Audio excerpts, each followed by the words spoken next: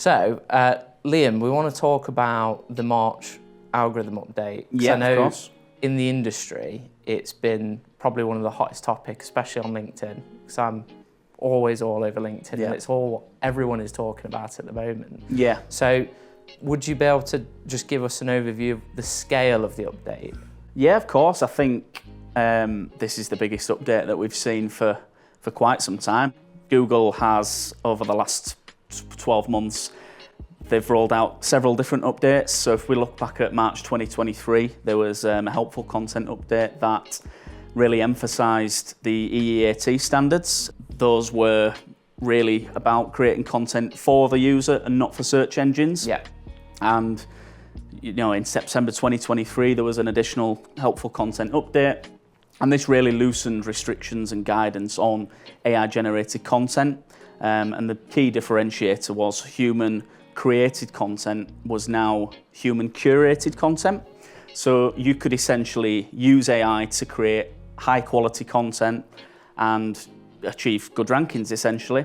And what we've seen now in the March 2024 core update is we've seen, that was 6 months ago, and we've seen in that time a whole host of AI-generated content flooding the SERPs, clogging up the SERPs, and it's not meeting the helpful content update core points and objectives that we saw first introduced 12 months ago. The impact's been massive, I think, in the first 7 days from the core update rolling out. Yeah. We saw over 800 websites completely de-indexed. So that's organic search traffic gone, that's advertising revenue losses, that's just complete visibility wiped for many website owners that have just spent the last 6 months churning out all this AI content. The most recent figure was something like 800 websites have been completely de-indexed, and obviously that has an absolute adverse impact. But Google, I think the aim is to reduce spammy and helpful content by 40%. Yeah. That's an absolutely massive percentage when you think about it. If that's, in one update, and that's the scale that we're talking about. So if I'm a business that previously, had content written by either a freelance content writer or an in-house content writer, and then in the wake of AI, I got rid of the team because I was like, okay, I'm going to save a load of money by just relying on ChatGPT or other AI tools to write the content. Should I be worried, and what can I do to kind of make sure that I'm not impacted by the update? I think we always, here at Candid Sky, obviously everything we do is data-driven, and keeping your eyes across data and updates is, absolutely essential. I think that if you've, decided, right, I don't need to have someone on, but I can use AI. I think it's about making sure that you use AI responsibly. Yeah. It's not to say you shouldn't use AI completely for maybe ideation, maybe for looking for fixes for technical SEO, for example. So you can, you might be thinking, right, I can't really work out how I'm going to, go through doing it like a technical health check. There might be some aspects that you're struggling to work out the best fix, and you can use AI to generate an idea or a fix for that. But in terms of churning out blog content, in terms of making your website or your service pages completely, from AI generated content, that's not going to help you at all. That's going to be flagged by Google. You're going to be, severely penalised. You're not going to have any visibility, and you're not going to be getting the organic search traffic to the website, essentially, which will obviously impact revenue, conversions, and have a knock-on effect on your entire business. So it sounds like it's more of a balance of an act of like, okay, well, we can actually, Google's not going to punish me for using AI as long as I use it responsibly, in the way that I'm delivering useful content to the user. So, are you saying it's best if you have an in-house content team or an agency and then use AI to make efficiencies with ideation? Is that kind of the best way at the moment? Or is there any sort of complications that might be introduced in the future by Google? I think,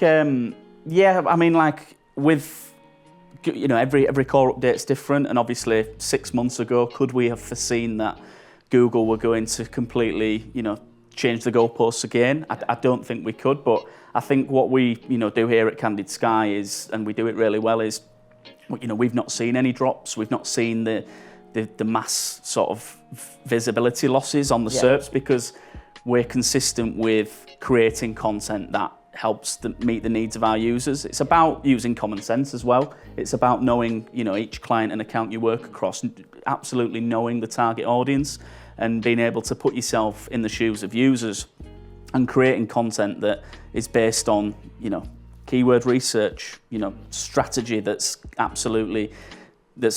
can increase your visibility, but obviously meet the needs of users.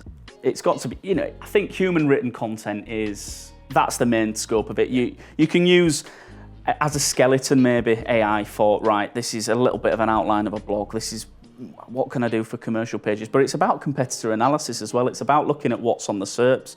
It's about really delving into what your competitors are doing within that space, that industry, that sector, and following Google's guidelines and implementing best practices and making sure, the user is in mind at all times. Always put yourself in the shoes of the user. What are they looking at online? How are they wanting to shop, whether it's e-commerce, whether it's a services-based business or client that you're working across? It's always, that's the key aim. From how I've interpreted it anyway, is that Google is gone, okay, well, this is a problem because everyone's going to be producing like the same quality content that is AI written, so we need to put protocols in place to make it more competitive and put more manual input in there and go with human written content, make sure it's helpful, make sure it's converting well.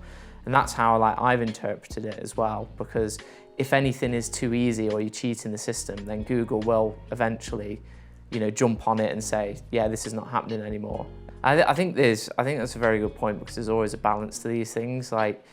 You've still got to work with different businesses and different stakeholders within that business who don't understand why you're doing certain things. From an SEO perspective, it might be why you've chosen that particular blog title, why you've chosen to make those technical changes, why you've chosen to do those meta titles and descriptions and build those links. And I think, obviously, if someone is sat here as a complete novice and going, okay, I'm going to use AI because it's cost effective, I don't have to hire a person, I don't have to hire an agency, they're not going to be able to have that element of thinking of well, I don't actually understand why I'm doing it, but I'm just being told to do it by this AI system. But obviously with these implementations, with the algorithm updates, thankfully, no one can just abuse those systems and, just outrank with no logic or thought or strategy behind it, or more importantly, thinking about how the user is actually going to benefit from the changes that they've made to that site. No, of course, I think as well as human written content, it's almost human written strategy as well. It's about, the common sense approach. We go back to that, you can speak to, people, if you're a one-man band and you're just using AI tool, how is anyone ever going to sort of provide any accountability for what you're doing and what you're producing? How are you going to gauge results? I think, expertise is one of the E's in the EEAT, and that comes from not just what is online in terms of what may be written for blogs or service pages, but that's expertise from, advising from a people's perspective. So going into, obviously we're at the end of March now. We've had a lot of time since the algorithm update was released. What would your advice be to businesses and websites going into the rest of 2024? Originality is one of the main things. AI-generated content has led to a real lack of original content that's on the SERPs, and there might be similar topics talked about by a whole host of websites in one sector, all saying the same thing, but all in different modifications, if you like. But essentially, there's not Google. You want helpful original content. You don't want just to be on the SERPs and there's 10 blogs about the same topic, all written in very similar ways. So I think staying original, staying true to the data.